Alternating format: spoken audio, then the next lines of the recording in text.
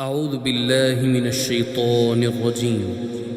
بسم الله الرحمن الرحيم. يا أيها المزمل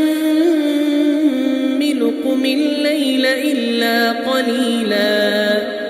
نصفه أو انقص منه قليلا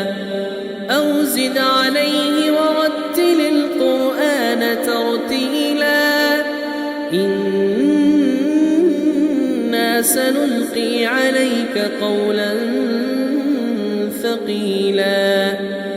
إن ناشئة الليل هي أشد وطئا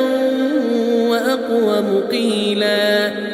إن لك في النهار سبحا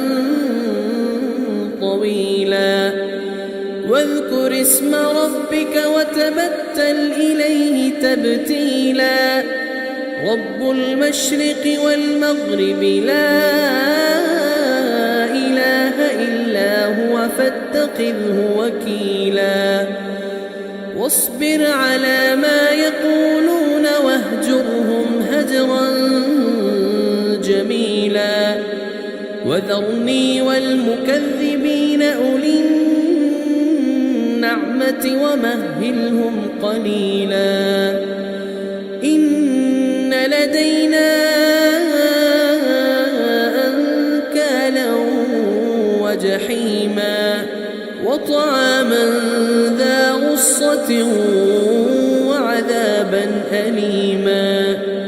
يوم ترجف الأرض والجبال وكانت الجبال كثيبا مهيلا إنا أرسلنا إليكم رسولا شاهدا عليكم كما أرسلنا إلى فرعون رسولا فعصى فرعون الرسول فأخذناه أخذا وبيلا فكيف تتقون إن كفرتم يوما يجعل الولدان شيبا السماء منفطر به كان وعده مفعولا إن هذه تذكرة فمن شاء اتخذ إلى ربه سبيلا إن ربك يعلم أنك تقوم أدنى من ثلثي الليل ونصفه وثلثه وطائفة من الذين معك والله يقدر الليل والنهار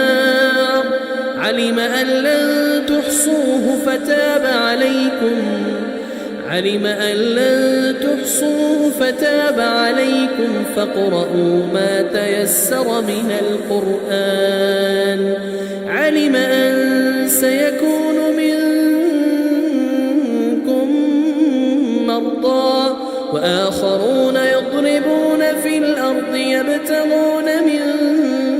فضل الله وآخرون يقاتلون في سبيل الله فاقرؤوا ما تيسر منه وأقيموا الصلاة وآتوا الزكاة وأقرضوا الله قرضا حسنا وما تقدموا لأنفسكم من خير تجدوه عند الله هو خيرا وأعظم أجرا واستغفروا الله